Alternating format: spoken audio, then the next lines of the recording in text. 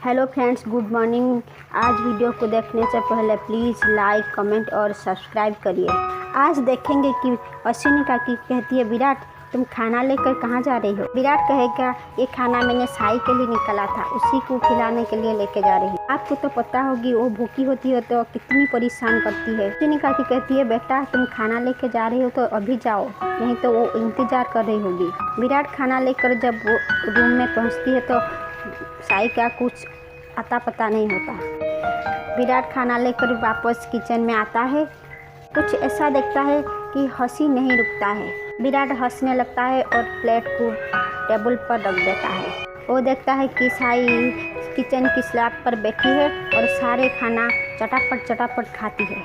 विराट कहता है, वाह, मैंने तुम्हारे लिए खाना लेकर गया था और तुम पहले ही खाना को चटापट खा रही हो, ये मुझे नहीं पता। विराट कहता है, अच्छा तुम्हें खांसी क्यों आ रही है, ये लो पानी पी लो। साई कहती है, विराट सर मैं बिल्कुल ठीक हूँ। कहता है, मुझे तो ऐसा नहीं लग रहा है।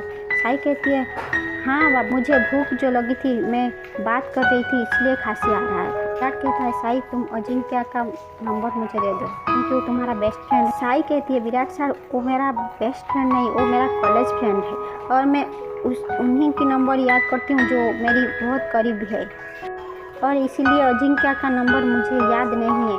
आप बेकार में अजिंक्य बोलने लगे हैं। विराट कहता है, इसका मतलब तुम्हारे पास मेरा नंबर होगा। मेरा नंबर तो तुम्हें याद होगा ना। साई कहती है, हाँ बिल्कुल तुम्हारा नंबर मुझे याद है, आप हटिए प्लीज़। विराट मन ही मन सोचता है कि मुझे ये क्या हो रहा है, मैं अजिंक्य से नज़र क्यों हटा नहीं पा रहा हूँ। दिन भर मैं साई और अजिंक्य के बारे में क्यों सोचता हूँ। शिवानी बुआ पूछती है, सोनाली बहिनी पाखी क्यों खाना खाने नहीं आई। आपको तो सब पता होता है, ये भी पता होगा। सोनाली कहती है, मुझे नहीं पता पत्रलेखा क्यों नहीं आई। पत्रलेखा पीछे से आ जाती है और कहती है, मेरी एक कॉल आ गया था इसलिए मैं नीचे नहीं आ पा रही थी। अच्छा, आप लोगों से एक बात करनी है। मैं ना काफ़ी दिनों से जॉब करने की सोच रही हूँ। मैंने काफ़ी जगह अप्लाई भी किया है तो वहाँ से कॉल भी आने लगी है। मैं जॉब करना चाहती हूँ, मैं बहुत खाली लगने लगी हूँ, इसलिए मैं बिजी रहना चाहती हूँ। तभी मानसी बुआ कहती है, बेटा तुम जॉब का फैसला कब ले लिया, बता रही हो ना आई। यही तो बताने के लिए मैं नीचे आ रही थी। मैं सोच रही हूँ जब तक मेरी जॉब ना लगे मैं मेरी आई बाबा के घर चले जाऊँ। अभी बड़ी मामी कहती है, बेटा तुम्हारे बिना हम कैसे रहेंगे। ठीक कहती है बड़ी मामी, बस कुछ टाइम की बात है, जब तक जॉब नहीं लगती तब तक मैं अपनी घर में रहना चाहती हूँ। बस खाली रहकर मन डूबने लगा है, मेरे पास कुछ करने को भी नहीं। मुझे ऐसा लग रहा है कि मैं अपनी पढ़ाई और मेरी काबिलियत को मार रही हूँ, इसलिए मैं जॉब करना चाहती हूँ और खुद को बिजी रखना चाहती हूँ। सोनाली चाचू कहती है, बेटा जॉब करने के बारे में तुम्हारी मन में आई कैसे। जानती हो ना, इस घर की कोई भी औरत जॉब नहीं करती, फिर तुम ऐसा क्यों सोचे। पाखी कहती है, इस घर की औरत तो डांस भी नहीं करती, साई ने फिर डांस परफॉर्म किया ना नहीं, फिर जॉब मैं क्यों नहीं कर सकती। मुझे ये नहीं समझ में आ रही है।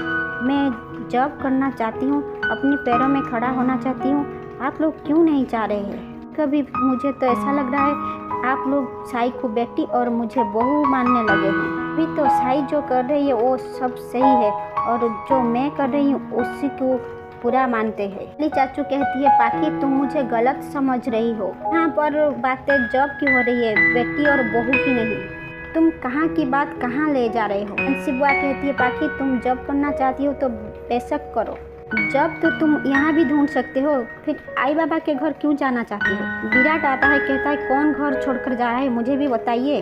पाखी कहती है, तुम्हारी आंखों का कांटा, बल्कि मैं जॉब करना चाहती हूँ, जब तक मेरी जॉब नहीं लगे तब तक मैं आई बाबा के घर रहना चाहती हूँ और मुझे नहीं लगता कि इसमें कुछ मैं गलत बोल रही हूँ। तुम्हें कोई प्रॉब्लम है क्या।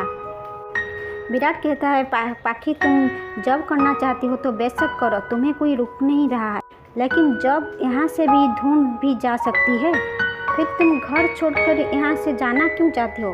तुम्हें ये बुरा लग रहा है ना क्योंकि मैं साई के लिए ग्रैंड पार्टी रखा था। अगर तुम्हें बुरा लग रहा है मैं तुम्हें माफ़ी मांगती हूँ। पाखी कहती है तुम्हें क्यों ऐसा लग रहा है कि तुम्हें साई के लिए पार्टी रखा था और मुझे बुरा लग रहा है? हमेशा उल्टा क्यों सोचते हो विराट? तुम्हारे मन में ऐसा ख्याल आया कैसे? विराट कहता है क्योंकि मुझे सारी बातें समझ में आती है और मैं देख सकती हूँ। कम से कम ये सोचो कि तुम्हारी एब्सेंट में विराट आ गया, उसके दिल में क्या बीतेगी। पाखी कहती है तुम तो अपने अतीत भुलाकर आगे बढ़ चुकी हो विराट, और तुम ये चाहती हो कि मैं अपने अतीत को लेकर यहाँ बैठी रहूँ, जिंदगी भर इंतजार करती रहूँ सम्राट के आने का। तभी मानसी बुआ कहती है बस करो पाखी बस करो, तुम्हें क्यों ऐसा लगता है कि सम्राट घर वापस नहीं आएगा? अरे एक माँ के सामने तो ऐसी बेहूदी बातें मत करो। तुम अपनी ज़िंदगी में आगे बढ़ना चाहती हो, बेशक बढ़ो, मैं तुम्हें रोकना नहीं चाहती हूँ। क्या तुम कभी नहीं सोचती सम्राट वापस आएगा? तभी पाखी कहती है अगर मैं जब की बातें कर ली तो आप लोग मेरे हाथ धो के पीछे क्यों पड़े हैं? और विराट तुम यहाँ पर जब की बातें चल रही थी ना, तुम सम्राट को बीच में क्यों लाई?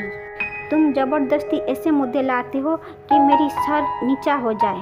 पीछे से साई आती है और कहती है पाखी दीदी मैंने सब कुछ सुन लिया है, आप जब करना चाहती है बेशक करिए, पर इस घर को आदत हो गई है, आप इस घर को छोड़ के मत जाइए, प्लीज़ इस घर को छोड़कर मत जाइए। तभी साई को खांसी आ जाती है। विराट अपने हाथों से पानी पिलाती है और पाखी को गुस्सा आ जाती है। पाखी कहती है थैंक्स और नो थैंक्स, मुझे तुम्हारी सलाह की कोई ज़रूरत नहीं है और तुम्हारी पति की एडवाइस भी मुझे ज़रूरत नहीं है। आप लोग बेकार में अपनी एडवाइस मत दीजिए और मैंने फैसला ले चुकी हूँ।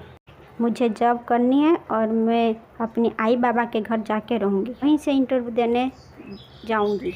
मुझे ऐसा करने से कोई नहीं रोक सकता। इसी के साथ एपिसोड का दी एंड हो